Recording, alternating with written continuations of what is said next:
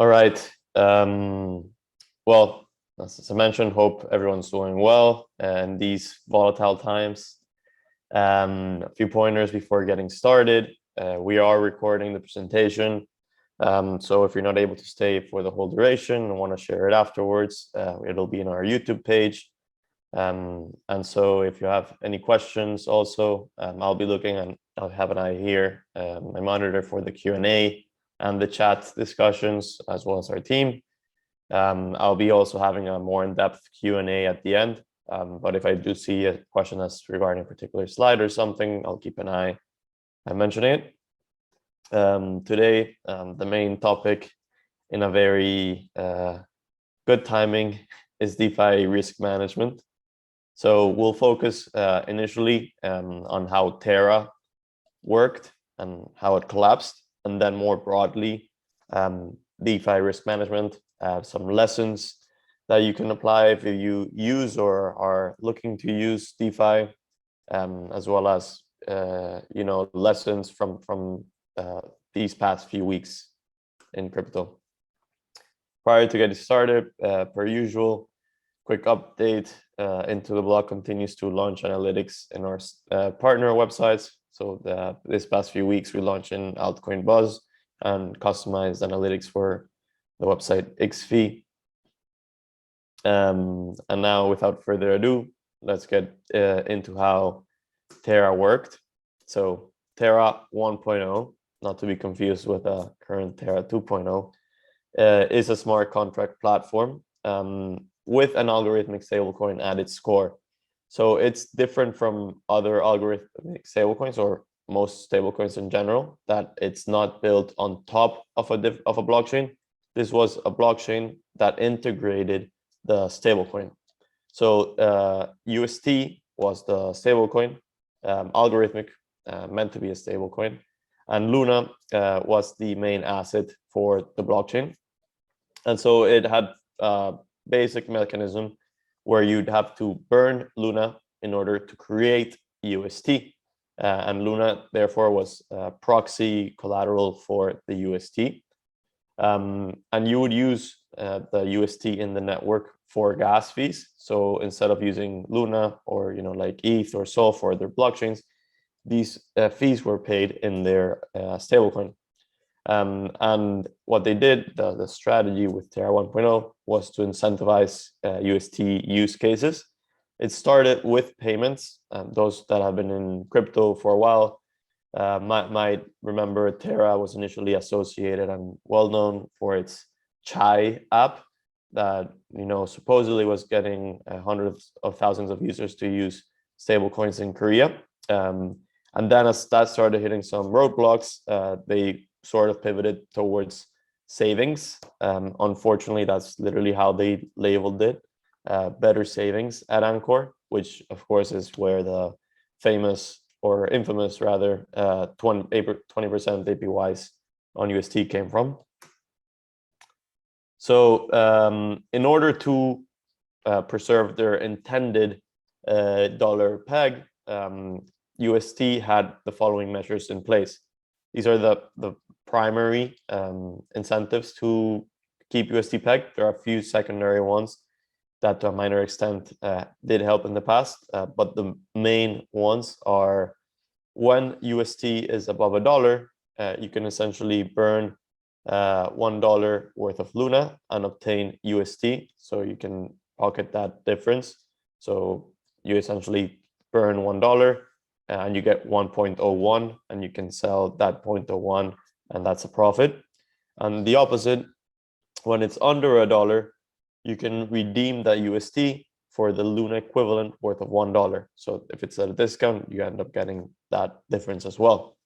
Of course, this implies differences in supply of both UST and Luna. So you're increasing the amount of UST when it's above a peg, and you're increasing the amount of Luna when it's below the dollar peg. And so during the expansionary cycle in the bull market, we saw increase in UST demand and decrease in Luna supply. So the core strategy was to incentivize this demand such that they wouldn't rely on Luna emissions to preserve that peg, which of course would have been bad on the Luna price, as we saw later. So the 20% APY on Anchor, even though it didn't seem like this, it was essentially a marketing expense to get people to use UST, and that way they drove demand towards Luna and UST, and it created this feedback loop that, in the moment, a lot of people even praised it, and it's essentially what they call Ponzi-nomics, where it creates the incentives for tokens to grow very quickly, but in an unsustainable fashion, as we saw. It's very simple: supply and demand. Essentially, there is greater demand, and at the same time, there's less supply since Luna is getting burned. So that resulted in higher and higher prices for Luna. And so we saw Luna actually be the best performing asset of 2021, period, full stop, 14,000%. This is even higher than Solana last year. And now it's, even if you'd made that 14,000% and it went to zero, you're worth nothing in your holdings, which is crazy, but it's a reality of the situation here with UST and Terra. And so in order to preserve the peg, it also required substantial liquidity, especially as UST went into, I believe it was 20 billion market cap or so. And so it had some traction in centralized exchanges, but most of the liquidity was available in decentralized exchanges, primarily on Curve, the stablecoin decentralized exchange available on Ethereum. UST was also on Avalanche, on Phantom, I believe. They had a multi-chain strategy, as well as, of course, available in their own Terra chain and the broader Cosmos ecosystem on top of which Terra was built. And in order to incentivize the support of the liquidity, they had strategic allocations with market makers such as Jump, 3 Arrows, and a few others in order to help preserve that peg. But as the market cap and the size of UST became more and more costly to sustain, they were aware of the risks that Terra had, even though Do Kwon might have been too proud to admit it, but they were aware of some of these risks, and Terra was taking action in order to mitigate these risks. So they started acquiring Bitcoin, as many will know. They acquired, to my knowledge, I believe it was 400,000 Bitcoin. I have the numbers in a few slides. A bit less, actually. I might be wrong on that. I'll check the numbers. Regardless, they were trying to diversify the collateral backing for UST, such that it wouldn't rely solely on Terra, Luna rather. They initiated the process to migrate from the Curve 3 pool to a Curve 4 pool, which had 4 assets, and UST made a smaller part of that liquidity, and in theory would have been more robust in managing liquidity attacks, such as the one, or outflows, such as the one that it experienced in mid-May. They did decrease the rates on Anchor to 18% from 20%. This was after our governance proposal, and they were on path to reducing it even further, 1.5% every 6 weeks, I believe, as was what had been agreed upon by the governance token. However, as we all know now, these risk management procedures were done too late, and certainly not large enough as would have warranted for the situation. So let's take a look into a few key diagrams on how Terra imploded. It all started when Luna Foundation Guard, so the Terra team, essentially kicked off this downward cycle, without realizing it in a way. So here there in this period there were withdrawals about $150 from the LFG, withdrawing capital themselves from the curve pool, and they were sending it to the 4 pool. So this is a traditional 3 pool. They were processed of migrating to that more robust pool that I was mentioning. And so they were starting to be temporarily in a bit more vulnerable position. And you can tell that people were noticing. So it was very peculiar timing, to say the least, that shortly after we see $350 million withdrawals out of that pool. And you can check on chain that it was sent to Binance, likely or presumably to sell those UST. And so that started creating the volatility. And then we started seeing more and more withdrawals in this vicious cycle that started unwinding. That day, that was Saturday, May 8th, as UST first crashed below $1. Well, not first, but for the started first time during this cycle, that it lasted above $1 for a day or so. They started unwinding all of their Bitcoin. So I accidentally said 400,000. I meant 40,000, which still, in retrospect, is still a very large amount, but not nearly enough to cover all the UST market cap. So that was one of the main issues there. So they started essentially selling Bitcoin, and in the same way that the Bitcoin price and the Terra Bitcoin holdings did grow in tandem for a bit, as they started selling those into already a crashing market, it exacerbated the situation, and so it left them in a very tough spot. And the curve pool, what was happening was that the withdrawals from the pool were primarily in the 3 curve. So people didn't want to hold the UST. So essentially the 3 curve is made out of USDC, USDT, and DAI, all collateralized or over collateralized. And understandably, people didn't want to hold UST as it started depegging. So instead they opted to withdraw the other assets from the pool. And essentially, even if it charged them an exit fee, they were willing to leave UST in the pool. And within a matter of days, so as you can see here, the situation started getting worse and worse on May 8th. It improved for a bit on Sunday. And then again on Tuesday and Monday, it started crashing as people were withdrawing more. So up to the point where it came 95% by Tuesday. And I believe by Friday it was already 99% or so. So because that's also the price of UST was dwindling, so it made the situation worse, of course. And as it became less liquid, essentially the slippage of trading out of UST to USDC or other stablecoins became larger. So it was very much a contractionary cycle, the opposite of what we had seen in the bull market.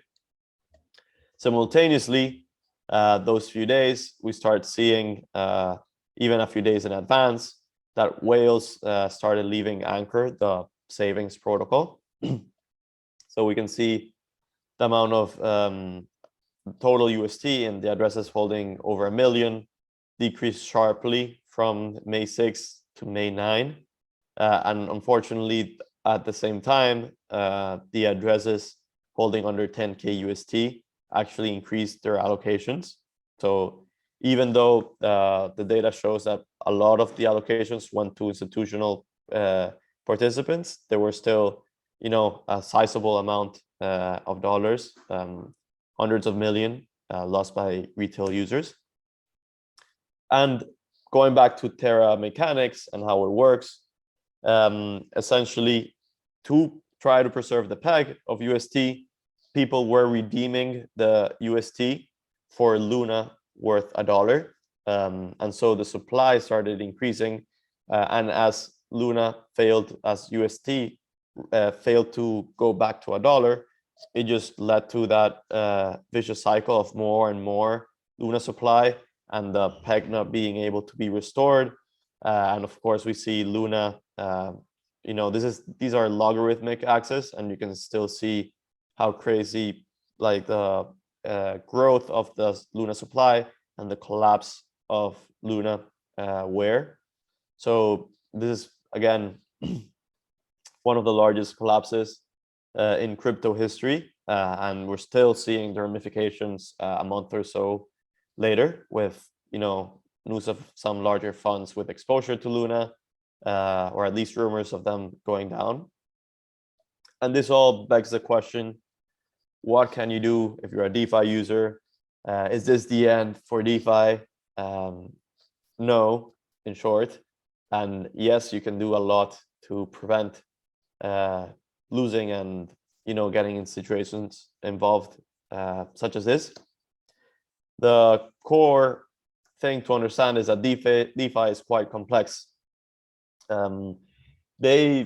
Terra unfortunately made it seem like if UST was very safe and that you can get this easy 20% yield, and that brings the common adage of that if you don't understand the source of the yield, you are the yield.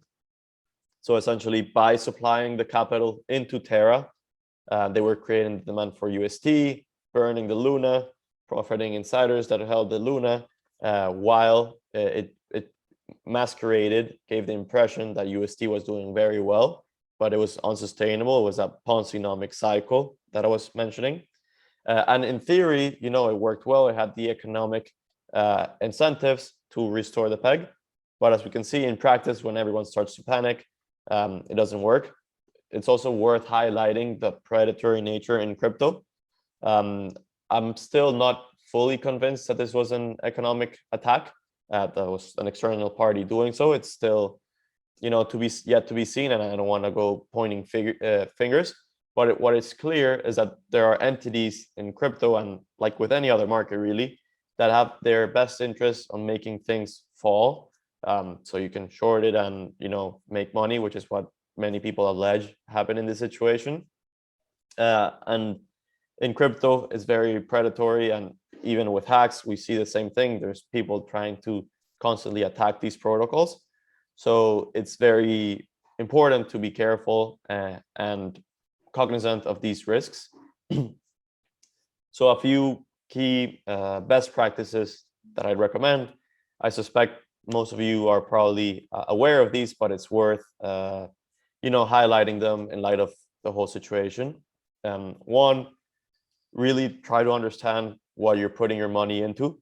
I know it takes some time.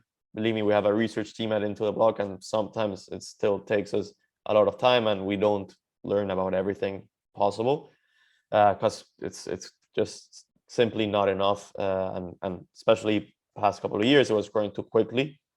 So it's hard, I understand, to know exactly how everything works, but it's very important to at least understand the core fundamentals of how these protocols work.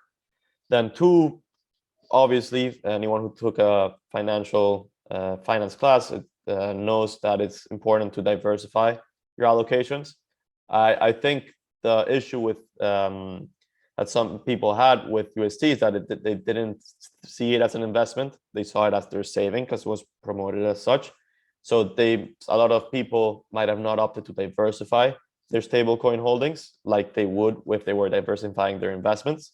The reality is these are investments too, if they're especially if they're offering those high yields. So it warrants the need to be diversified. You can also hedge these positions.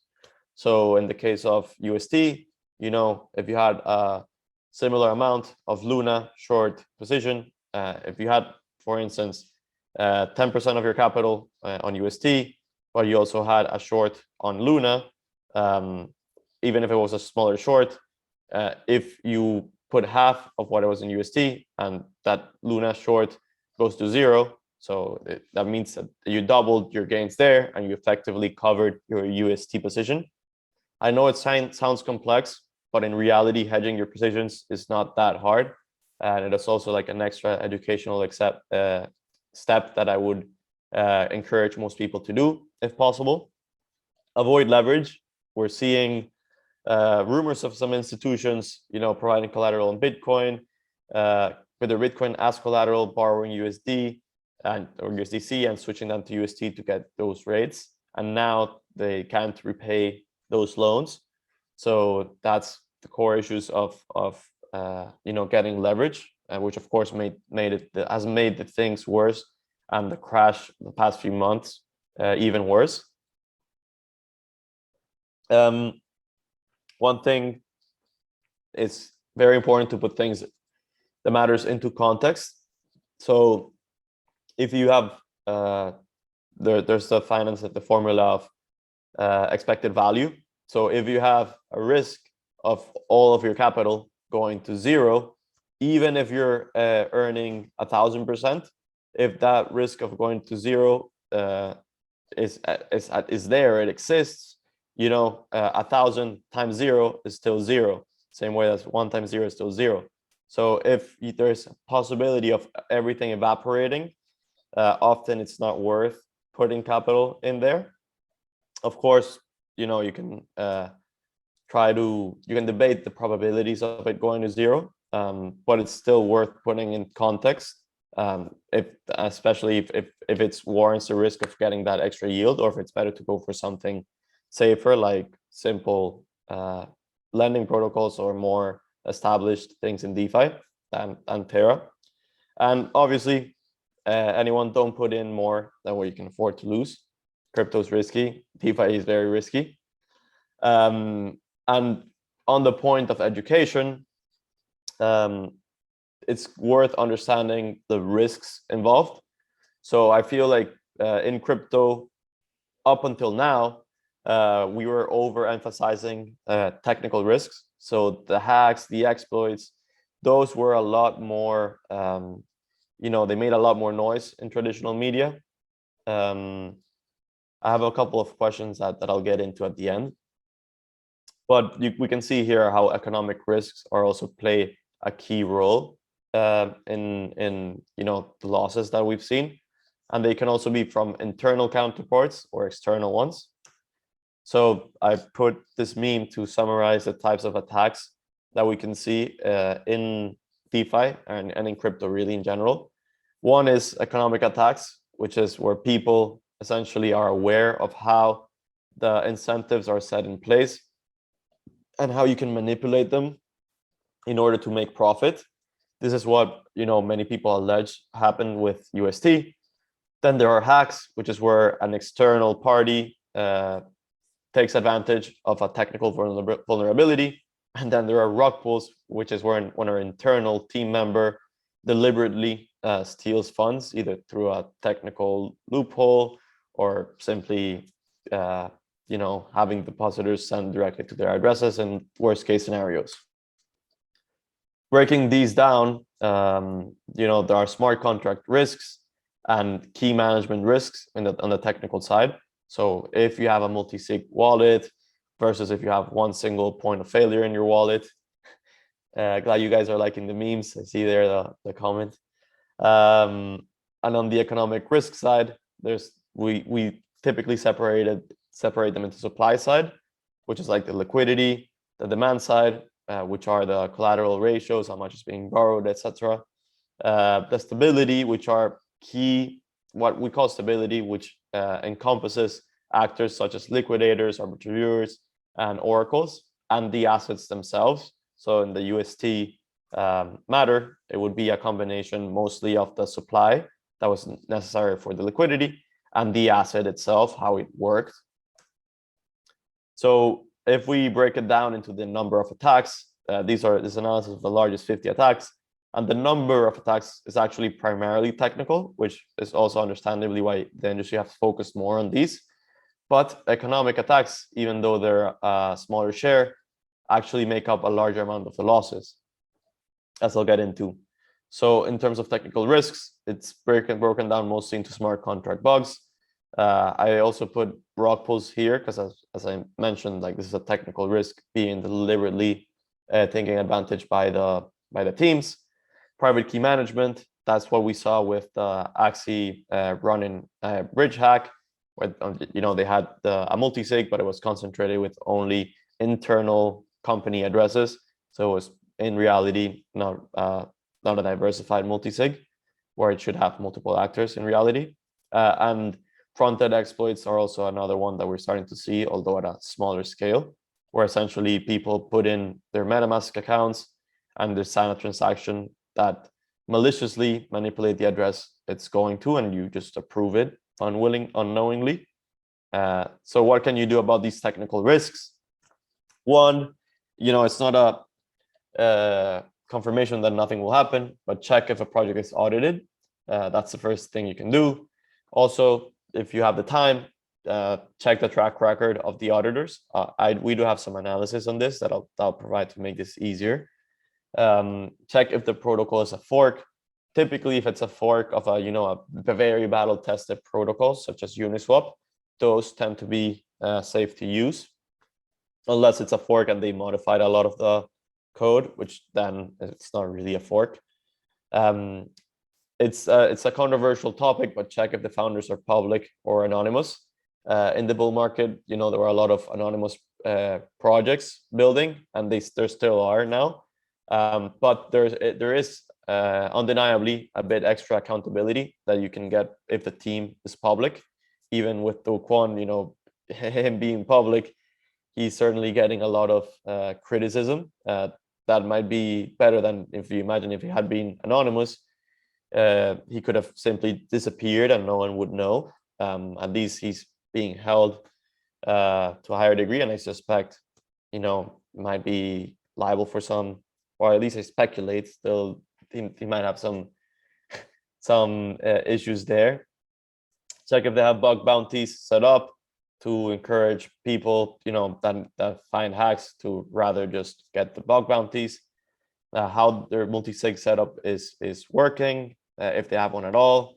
And also check the TVL. We like to see the TVL over time as a proxy of the security of these protocols. Going back to the audited versus unaudited, we can see most of the attacks on crypto are undeniably unaudited, sorry. So a large chunk, this is out of 50 attacks, not the majority, but nearly half of them are unaudited. And in terms of millions lost, we see the concentration on a few very large hacks, where it's a few auditors have lost more than unaudited, but still these make up a good chunk of the losses. So having an auditor might be worth better than nothing, and also worth to keep into context. And I got some criticism when I published this. On the more elaborate piece, I do explain that this is only the losses. It's also worth noting how much these auditors have effectively secured.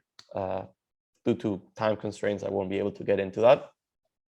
And as I was mentioning, even though there's less economic attacks than technical attacks, or like losses in general, the losses that have stemmed out of economic events, economic incentives, have been much larger.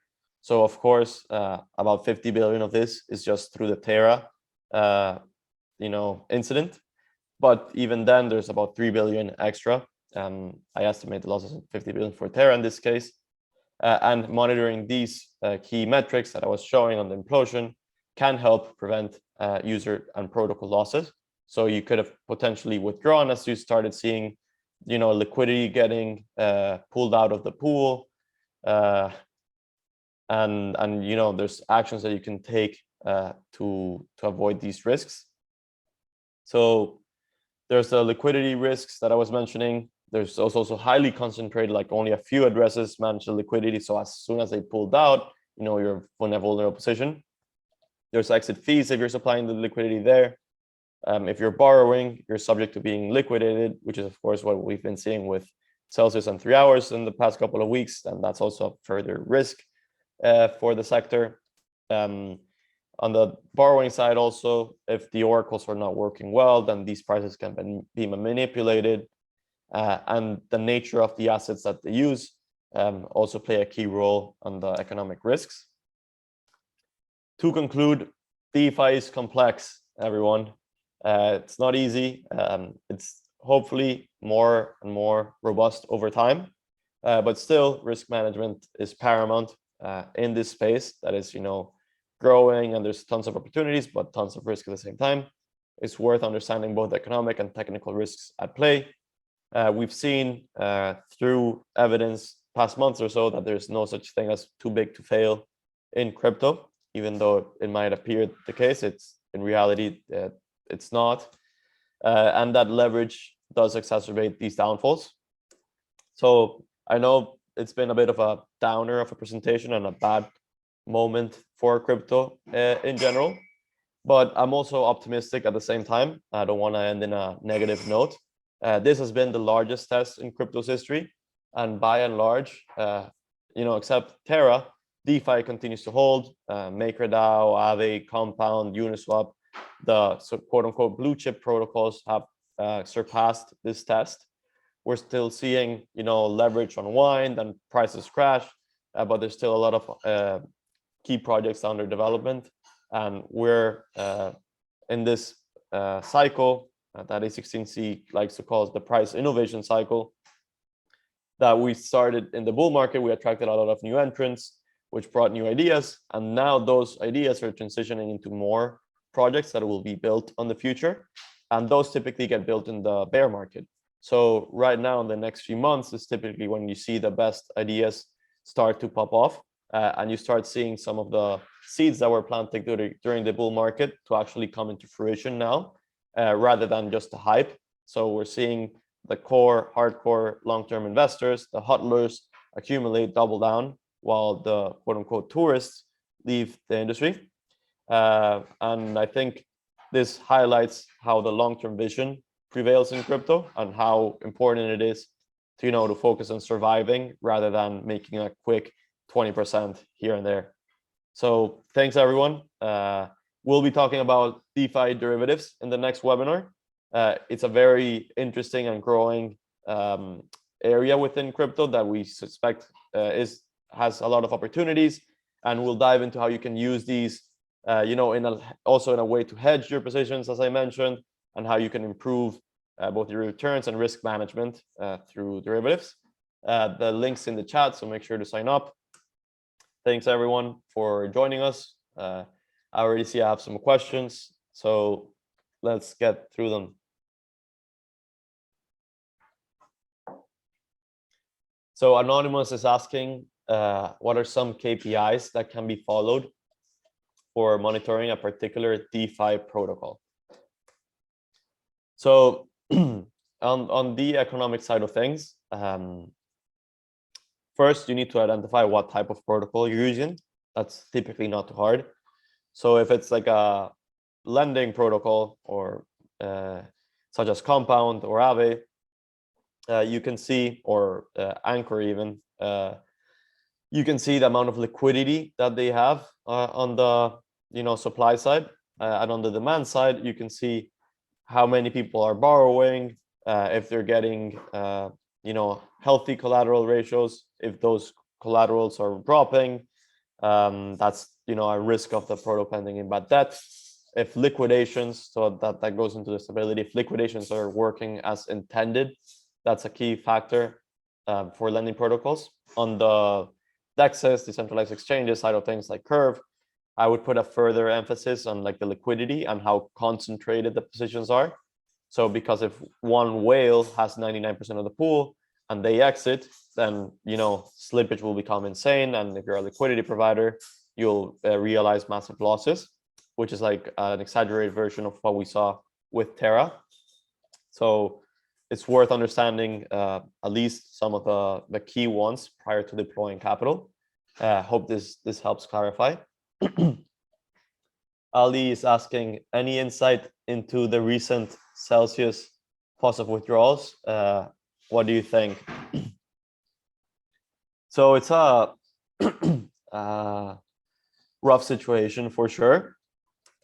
So in terms of the Celsius wallet, there's proof on chain. Excuse me, I have a bit of a cold. There's proof on chain that they were deploying capital from their funds on STETH. And so as STETH has gone to a discount, they might not be able to repay the total ETH amount. I won't go into speculation to see if they're solvent or not, but the reality is that they were playing a risky game, and many institutions and individuals were playing risky games in crypto. And as the market goes into adverse conditions, it does create that risk where Celsius and its depositors might be realizing losses. Not to create panic or anything, but that's a possibility for sure. Anonymous is asking, how has ITB evolved over the last 5 to 6 months as prices have fallen and TVL struggles to grow? So yeah, we're on the analytics side of our business. We continue to operate. We're increasing the amount of analytics and NFT analytics that are launching. On our quantitative side of strategies, we've adapted. We value a lot of the risk indicators. We've been doing so since 2021, and we still believe that risk management is core to not just our business but to DeFi in general. Muharrem is asking, hope I pronounced that correctly, any products, services that Into the Block provides for first line defense, such as monitoring these pools. So we do have, and I highly recommend you guys check it out. For the curve pools, we have these indicators, a lot of the ones that I used, available for free. So these are, in my opinion, a bit underappreciated, but we do have these analytics for free. So you can see, for instance, the STE pool and how the liquidity in that asset, in that pool is going, if there's withdrawals, if there's a depegging. It is a lot of data, so it does take a while to load. But you should be able to see it in okay, there you go. So you can see like the liquidity withdrawals, the amount of volume, the percentage that's allocated into the pool, which I was showing with UST. So these are freely available, and we have a few more metrics on the token side that can help. Enrique is asking, what can be said about those who think Lunafall was a Ponzi scheme? Yes, I think it's still hard to call it like a direct Ponzi scheme, but as I mentioned, a lot of the incentives were Ponzi-nomics, really, which essentially means that they were unsustainably driving yields. So I forget which slide has it. Okay, here. They were driving, decreasing supply, higher demand, and they were doing so at a scale that wasn't sustainable. So it might not have been fully a Ponzi, or at least that's not what they intended, in my opinion, even though they might be controversial figures. But if it wasn't sustainable to work through a downturn, then it does beg the question if it was a Ponzi or not. I think with time we should get more clarity on the situation, but I still struggle to call it a pure Ponzi. Which platform do you recommend for checking auditing results, e.g. background of coins? Yeah, DeFi Llama.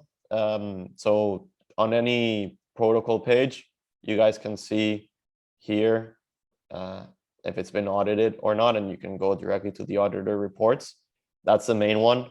Sometimes they don't cite them if they happen recently, but you can check on the protocol page prior to deploying. Awesome. Last question. How do you see what wallets have exposure to such a project? Yes, this one's you have to get a bit more into the weeds of how these things works if you want to know which wallet. Here, block explorers are the best. So Etherscan, for instance, you can look at the pool when you deposit on MetaMask, and then you can track the pool and the activity. You just essentially put it into Etherscan, and you can see there's a holders section where you can see the concentration. Okay, I won't get into it because I've already gone way over time.